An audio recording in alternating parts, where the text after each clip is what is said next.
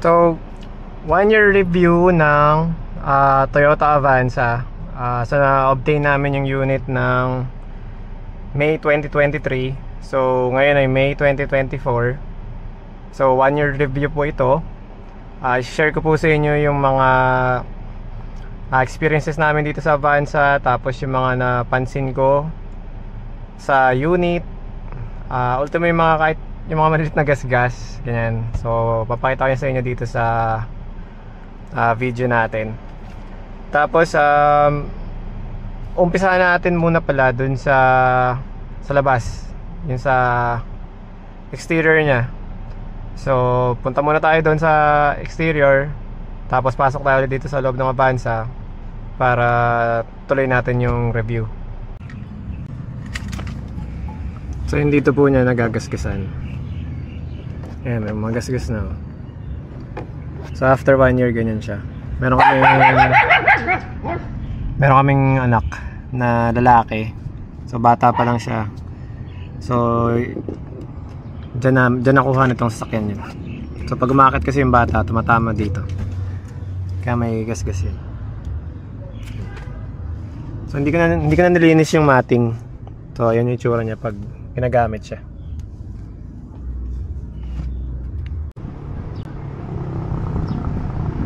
Tapos kung mag-visor kayo, yung side visor sa bintana, nakaroon siya ng rain marks. Ayan.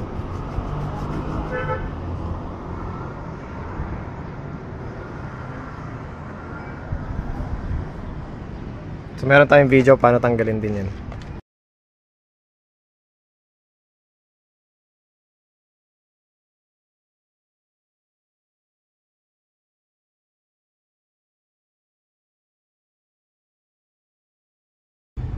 Tapos dito sa loob, ito naman siya after 1 year. So inaalagaan naman namin yan. May pinapahid kami dyan para kumintab, luminis. So yan.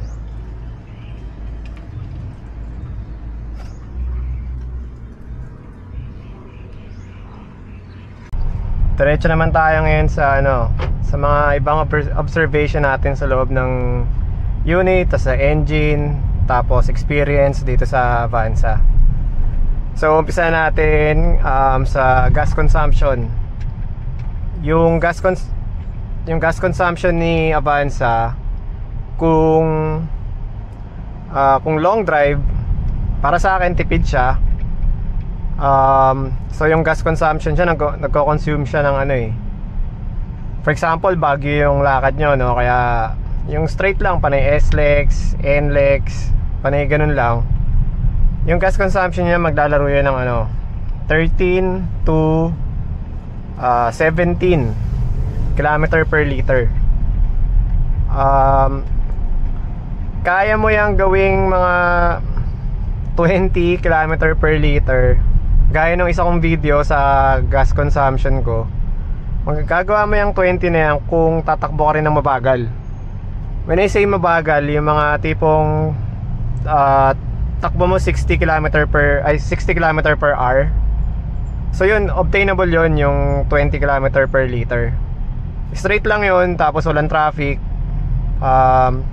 Kaya mo obtain yun. Pero pag traffic, for example, ang biyahe namin, madalas kami so Imus Cavite hanggang Makati, yun yung usual naming biyahe kasi sinusundo ko si Mrs.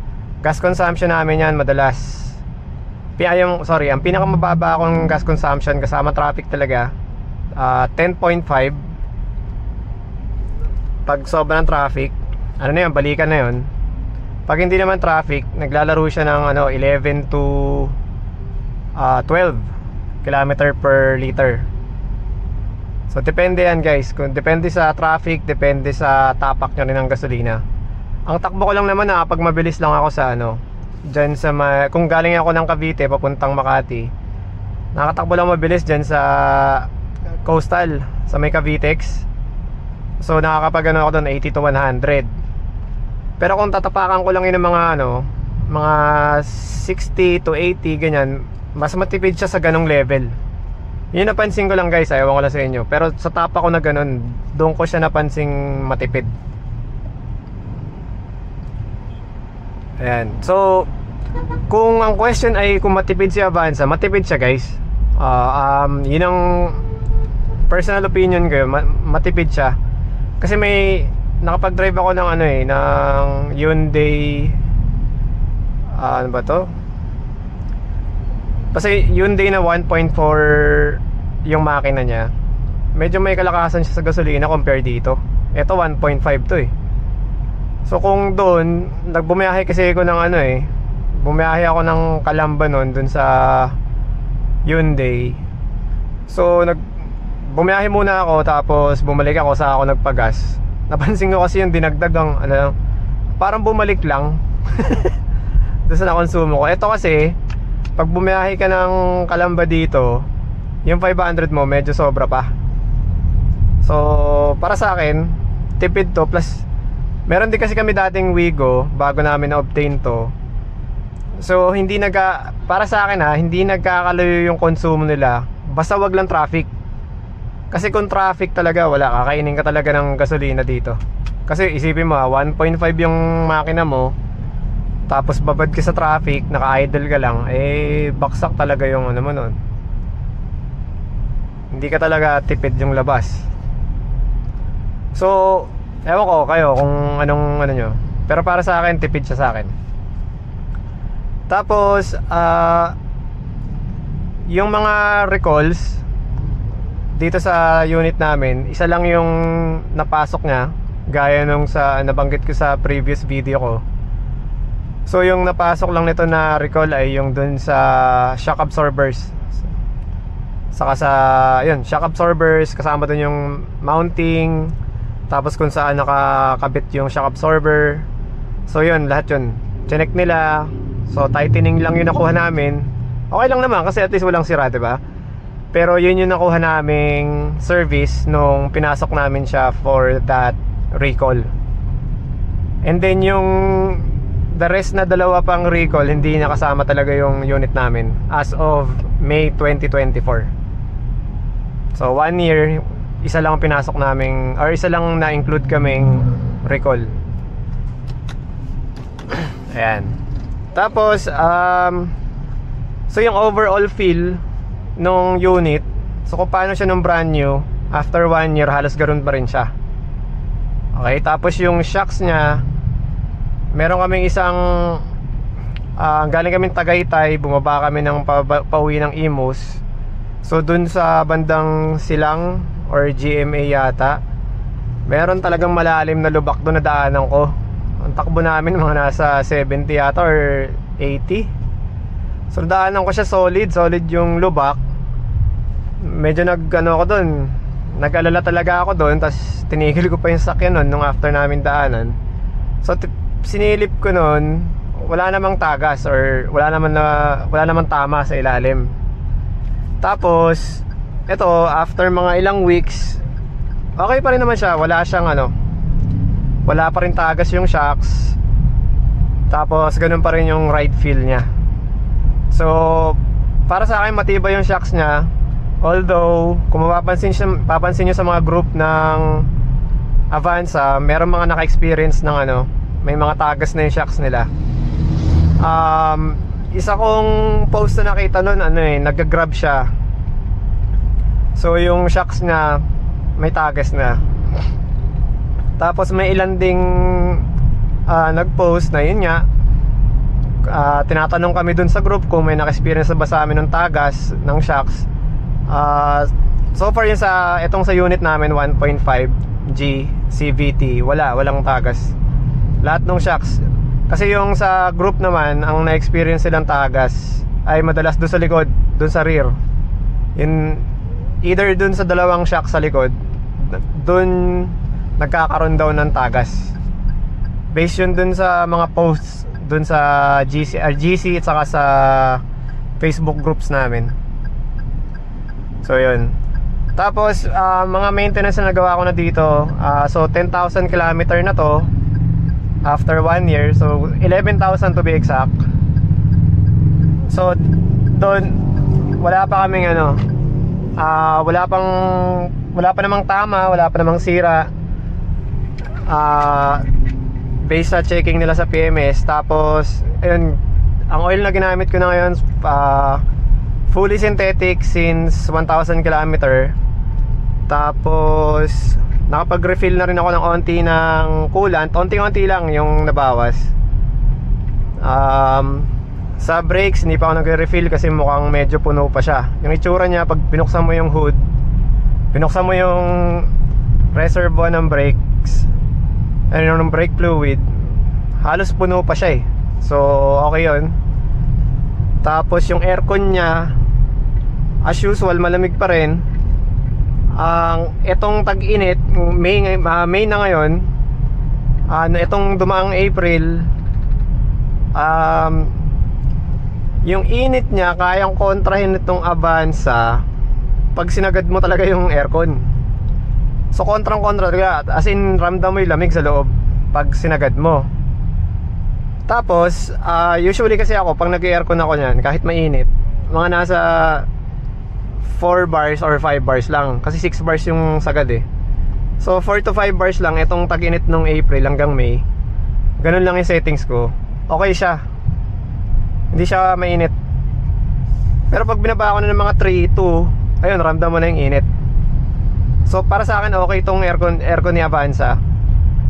Well, kino-compare ko lang naman siya sa aircon ni Wigo. Si Wigo kasi may kahinaan yung aircon nun. Pag itong nararamdaman nating init ngayong April at May, feeling ko kung yung Wigo pa rin yung gamit ko, ramdam ko talaga yung init. Hindi naman kasing init nung nasa labas ka, pero mararamdaman mong mainit. Tapos nagpa-maintain na rin ako ng ng mga gulong, pati brakes. So yung brakes ko pinalinis ko na rin. So brake cleaning, underwash, tapos wheel balancing, wheel alignment, saka tire rotation. Sinama ko yung sa likod na gulong sa tire rotation. So okay naman, okay yung feel niya, halos di naman nagkalayo sa brand new. Yung steering niya okay din, maganda pa din. Well, 1 year lang naman yung pinag-uusapan natin guys, no? So dapat lang talaga na medyo ganun talaga yung feel mo.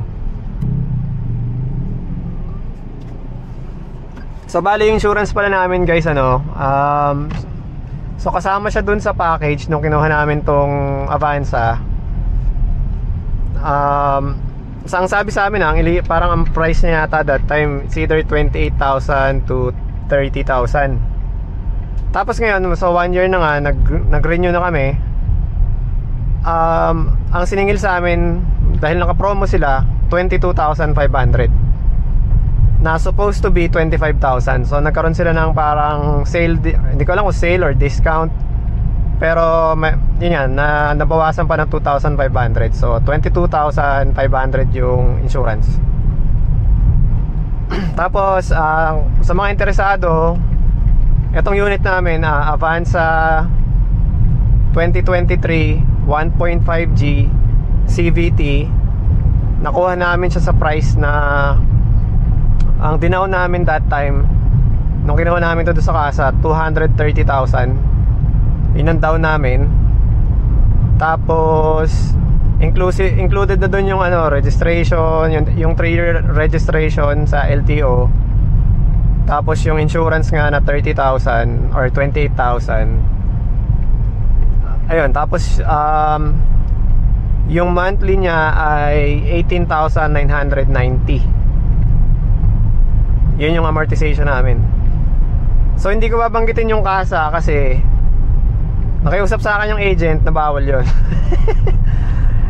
Yung bawal kasi bawal ko i-disclose yung price na gano'n kasi sobrang baba niya guys. So hindi kami close actually nung ahente.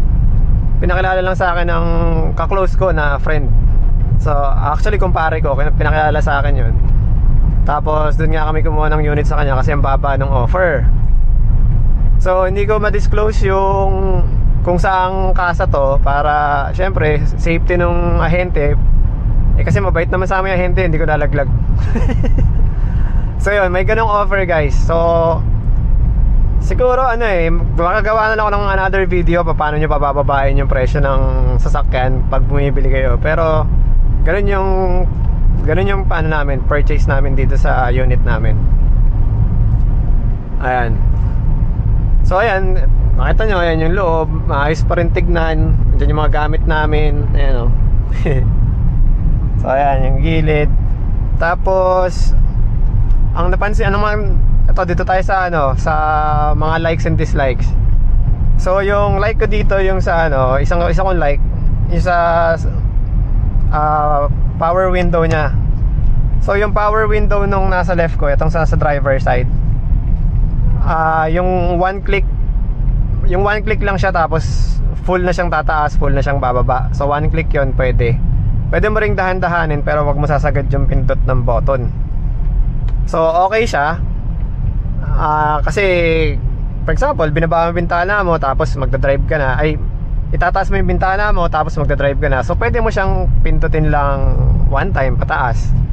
So isang pindot mo lang, aangat niya ng automatic. Then yung the rest ng doors, walang ganon. For safety naman yun ng mga passengers mo. Kasi baka mag-automatic ka dyan ng pindot dito sa passenger side mo. May chance na maipit yung passenger mo kung nasa labas yung kamay niya, ganon. Unlike sa sila mismo yung pipindot nung power window, di ba? So yun, isa ko sa nagustuhan yun. Tapos etong panel, etong nila tawag dito, etong sa stereo, etong sa entertainment, yan, isa rin sa mga nagustuhan ko yan. Kompleto halos yan So pwede ka mag-Google Maps dyan via Android, or Android Auto, or isa Apple. So meron siya noon. Ito Android Auto, tapos yung sa Apple, limutan ko yung tawag niya. Pero yun, makakonect mo yung unit, yung cellphone mo dito sa stereo mo or sa entertainment system mo, makakonect mo siya dyan. Tapos meron siyang maps, meron siyang music, meron siyang radio, pwede ring USB. Ito gaya na to, naka USB dyan, pwede ka magpatugtog.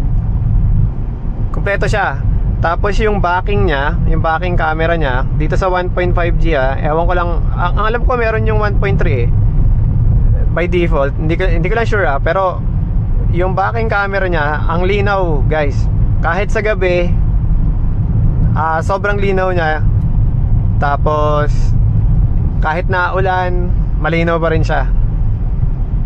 Ayun. Tapos isa pa sa nagustuhan ko, itong mga yung mga cup holders.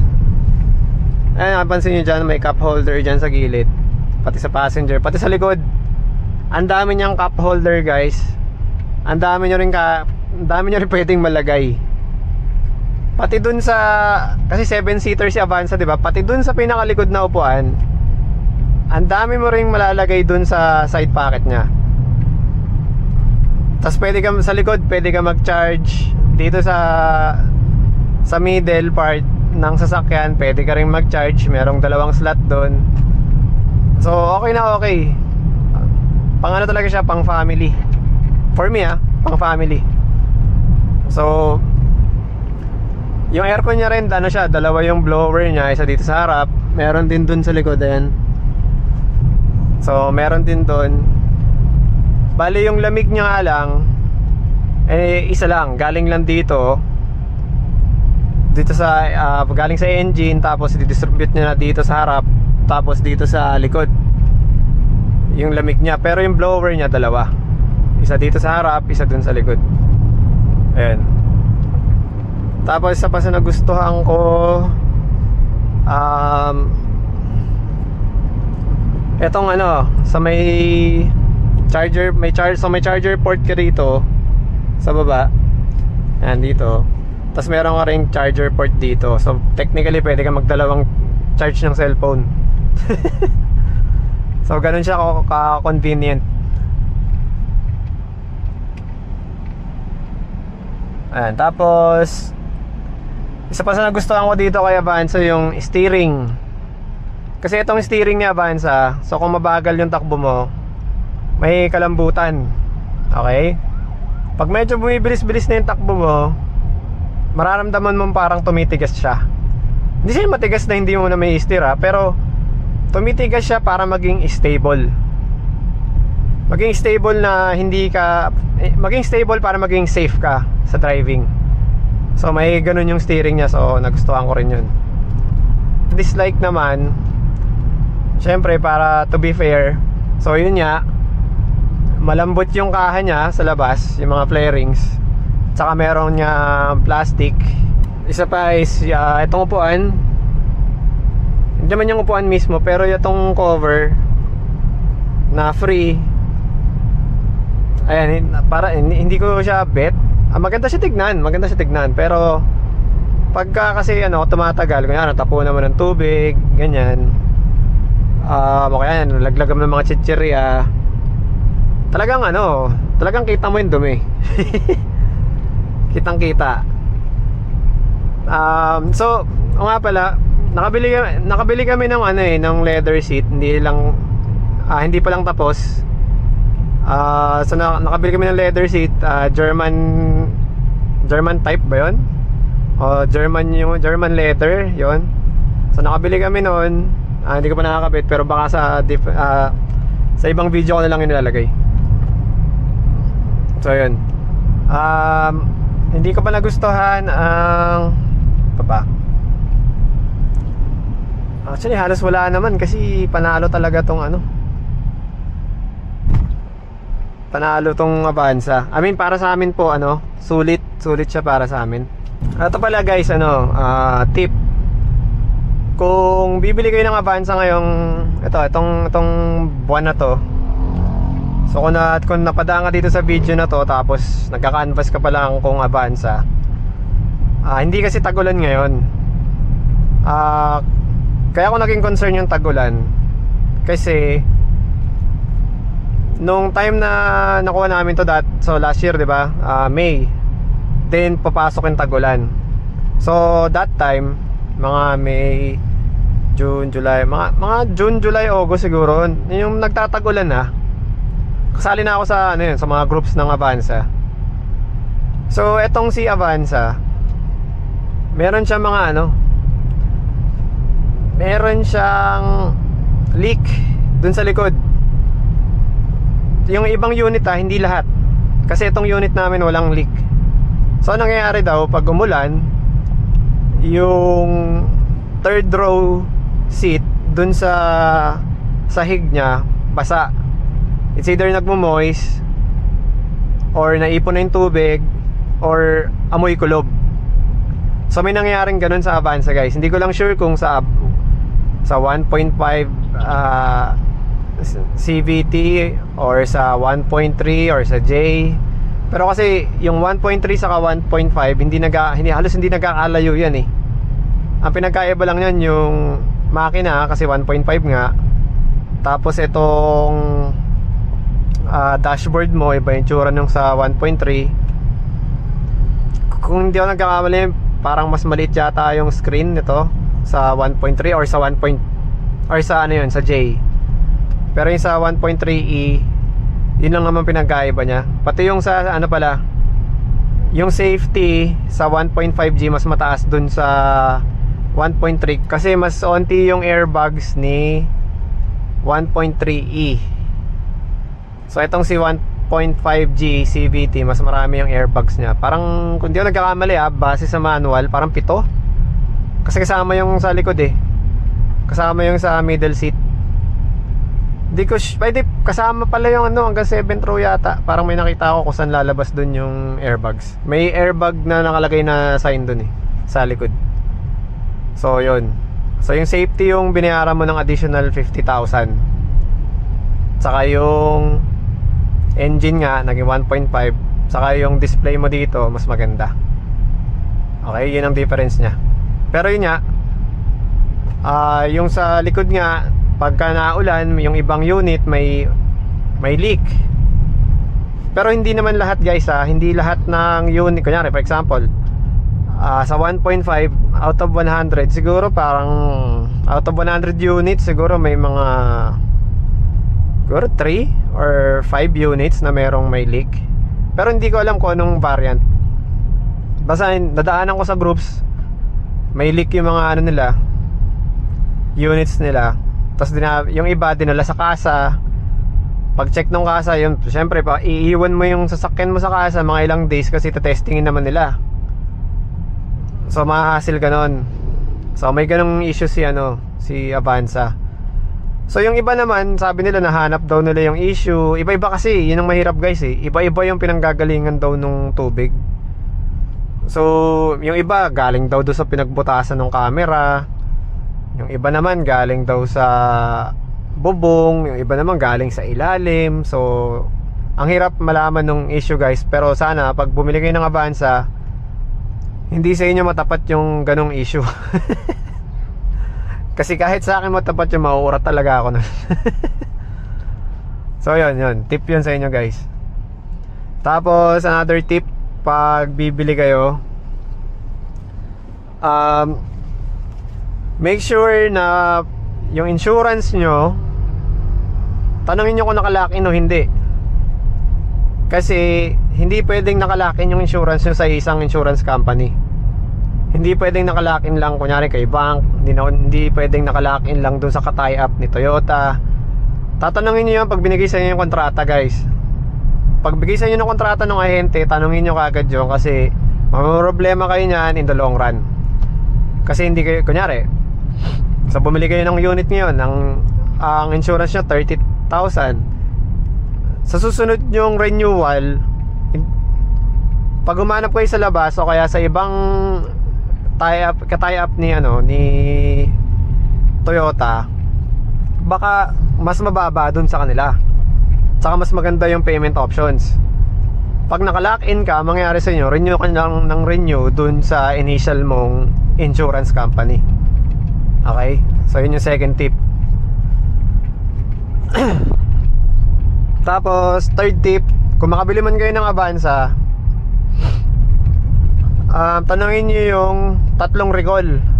So sa shocks meron siyang recall, sa side doors meron siyang recall, tapos sa brakes meron siyang recall. So tatlo yun. Tatanong mo yun kung na-check na nila yun bago mo ipalabas yung kasa. Bago mo ipalabas yung unit sa kasa, mas maganda kung na-check mo na yun. Tapos guys, sa mga subscribers namin, sa mga nakasubaybay din sa mga videos namin about Avanza, well, first of all, thank you so much sa pag-subscribe saka sa panood ng videos namin. So yung issue ng sasakyan namin na kumakalansing, so nandun pa rin siya hanggang ngayon. So mukhang natural or normal na nga lang siya guys. Hindi naman siya nag-check engine. Hindi nag-check engine din yung sasakyan namin within 1 year. Wala rin siya naging problema naman. Hindi naman kami tinirik or something. Wala namang nasira. Tapos yung isa, yung sa tawag dito, yung dun sa pulley, wala ring hindi naman siya nag-cause ng sira. Sadyang maingay lang talaga siya guys. Hindi, feeling ko yung bearing niya yung tumutunog na parang kalansing din. Pero kasi siya so nawala nga siya, 'di ba? Nawala siya nung one time na bumiyahe kami na malayo. Nawala siya ng mga ilang weeks. Tapos ngayon naman lumalabas na lang siya randomly. Parang pag start mo, minsan nandyan, minsan wala. Tapos pag umaandar ka, wala na talaga siya totally. So pag mainit na talaga yung makina or yung area niya dun sa tensioner pulley, wala na rin yung ingay. So mukhang normal din siya. Pero syempre parang nakakalungkot kasi may ganong ingay yung unit mo. Pero mukhang okay naman siya. Siguro so going second year kami ngayon, siguro susunod kong PMS papacheck ko na yung mga yun. Kasi gaya nga nasabi ko, at least doon sa previous video ko, at least bago matapos yung warranty period namin, papacheck ulit yon, tapos kung pwede sanang palitan or kung may gawan nila ng paraan ng kasa, edi mas okay. Pero kung hindi, wala tayong magawa. Kasi hindi mo naman siya makiklaim na na sira, kasi wala namang sira. May tumutunog, pero hindi naman siya sira. Hindi mo naman magawa ng claim at saka mag-campaign ka na may problema yung mga Avanza. Hindi naman pwede yun. So ayun. So yun lang guys sa mga issue ng unit namin. Pero yun, para sa lahat, overall, etong si Avanza, yung sa amin 1.5 GCVT 2023 namin nabili. After 1 year, super okay na okay siya para sa amin guys. Happy kami ng family ko. Yung misis at anak ko nag-enjoy naman sa sasakyan namin. Comfortable si misis pag bumabiyahe. Lalong lalo na yung sofa mode. May video kami nyan, saka iba't ibang setting or iba't ibang seat settings ng Avanza. Meron kaming video nyan. Enjoy namin yung unit. Comfortable kami. Wala kaming say. So yun, salamat sa Toyota. Ay, hindi pala ako bias guys kasi kung mapapansin nyo yung mga videos ko ng motor, basta may palpak yung unit, sinasabi ko yun. Hindi ako nagpapaka-bias na, for example, kesyo nabili na namin tong Avanza, kaya syempre panindigan ko na, diba? Hindi ganun. So imbis naman damay pa ako ng ibang tao, sabihin ko na kung may problema yung unit, diba? Mas gugustuhin ko na yung ganun kaysa magano pa ako dito, mag-content pa ako ng mali, imbitahan ko pa yung mga tao na bumili ng sirang unit o yung palpak na unit, di ba? So hindi po ganoon guys. Hindi naman ako bias sa mga pag nagre-review ako. So ayun, thank you so much for watching. Overall panalo si Avanza. Kung meron man ako ibang videos ng Avanza, mga tutorials na lang yan. At kung may mapansin man ako kakaiba sa Avanza, i-share ko sa inyo yan. So expect nyo siguro bibili kami yung leather seat pag dumating yan. Sige, pag kinabit, videohan natin. Tapos may tuturo ako sa paano linisin yung mga glass panels niya, yung mga salamin ng sasakyan. Turo tayo nyan. Tapos marami pang iba. Stay tuned lang kayo guys. Thank you so much. Thank you sa mga watchers namin, sa subscribers. Thank you guys.